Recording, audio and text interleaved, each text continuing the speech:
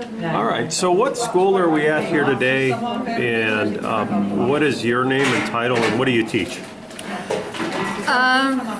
This is Jyvaskyla Normaalikoulu. The English title for the school is the Teacher Training School of the University of Jyvaskyla. And so, as the name suggests, one of the main things that we do here is to train future teachers. So this is the Teacher Training School. This is where they train. The majority. Majority, yeah, or the majority part of their training. They may go elsewhere as well. And my name is Ballard, and I teach English. Okay, so my understanding is that this model in the world is only in Switzerland and Finland.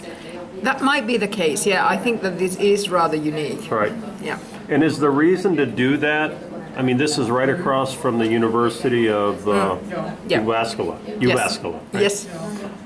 And is it to control the quality? Because the reason I ask you, in the U.S. system, students are randomly selected at just kind of any school where a teacher would accept them. And so is the thinking to control the quality because they know, the expectations? Because it's one thing to teach your subject kids, it's another thing to train teachers. So why did they do that? I would think it's a teacher quality issue. There were two words that you put together. One I like, the other not. Okay. I don't like the word control. It's not something that we take lightly. But quality, yes. Right. And I think that the idea is that because of the close cooperation of the teacher training school and the university, because we are part of the university, we are not a sort of a separate institution or so. So it ensures the control. Ensures the quality rather than controls the quality, because the close cooperation between teacher education department, the subject department, and then the teacher training school, this is sort of like some sort of a golden triangle in a way. Right. So it's the close cooperation. We know what they do there, and they know what we do here. So it is easier for us to educate quality teachers. So all the teachers that came to the school knew they would be, to a degree, involved in training? Yes. It's kind of part of it? Yeah. Every teacher in the school?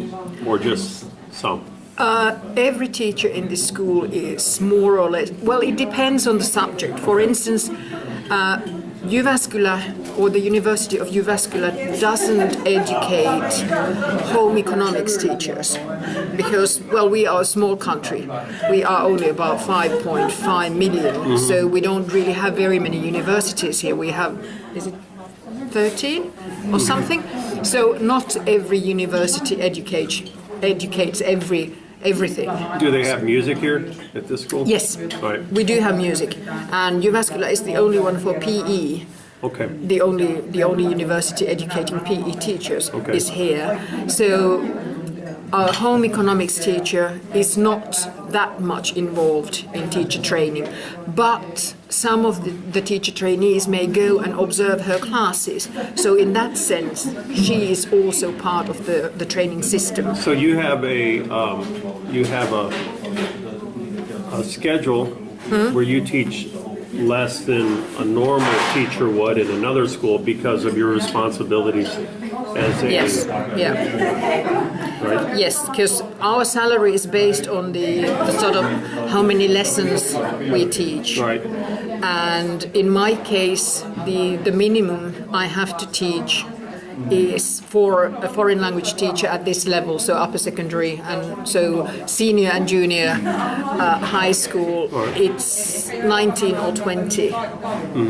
And in my case, because I have quite a lot of student teachers, I get sort of like 3.5 lessons less because they are counted in my salary in a way. Did you have to take classes to be able to do this or no? Did I At the have university to be able to be a supervisory teacher? Did you take extra classes and coursework? Not really, no. You just know exactly what the expectations are at the university, and they talk to you and you talk to them. Yeah, correct? well, more or less, yes. Right. Yeah. And of course, most of the teachers here, of course, we have young teachers as well, but some teachers have quite a lot of experience, like myself. I've been here for ages, so it's the quality. Well, not control, but we know what is expected. Right. Okay. You mentioned trust. How big is that? How big is that here? It's big. Right. It's I would say that it's the most vital thing. Okay. So you told me, you said, you probably won't believe this as we were climbing down the stairs, but you said, I've never had an administrator come in and ask for anything, right? Yeah. Is that right? Yeah, it is. I have never ever subjected my lesson plans or my course plans or anything like that to anybody after my teacher training. So when I was doing my teacher training as a student teacher, then Right. of course we had to discuss our lesson plans and everything with the supervising teacher. But now, as I am here working as a professional teacher, so the principals and everybody trusts that I know what I'm doing and that I am doing it very well. Okay. So if the trust wasn't there, for example, like in my school, you have to have a scripted objective for every class written on the board, and then 1, 2, 3, 4. I wouldn't be a teacher. Really? No. What I love about this profession is the freedom. As you know, all the teachers in Finland are they have their master's degree. Correct. And some of us have more. So, Right. But you have to have your master's. And what I like to say that in Finland, teachers are really masters of their own art. So we are masters of our own teaching, and I can, if I want to write the lesson objective on the board, I can. If someday I just sort of decide that I'm not going to do it because it's either so obvious or I can just say it or something like that. It's up to me. Right. Well, I visited lots of different classrooms in Finland so far. I've never seen a lesson objective written on the board. Well, yeah, I don't think that is a very Finnish thing. The first time I saw it was in Britain about 15 years ago or something. And I did try it for a while, but then I thought that it didn't change anything. Right. It didn't make the students more sort of goal-oriented. Right. And it's just some writing on the wall. It's not Right. It's not the game changer. So what is the game changer? What are they? Motivation. Motivation of teachers or students? Both. Both. And I think that the motivation of teachers goes a long way, because if you are really motivated in your own stuff, and if you like teaching, then you can transfer that motivation more easily to your students. Right. I'm not saying that being motivated is enough for a teacher. Right.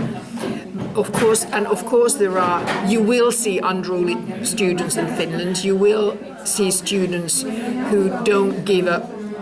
I've seen some, and I've seen some ways some really creative ways to deal with those kids. Some very creative ways, like a flexible learning classroom where kids go to school 3 days a week and they work 2 days a week out. So I think that the most important thing in the Finnish school system is that we try to enhance learning, and we don't necessarily think that sticking to strict rules or discipline or something like that is the way to do it.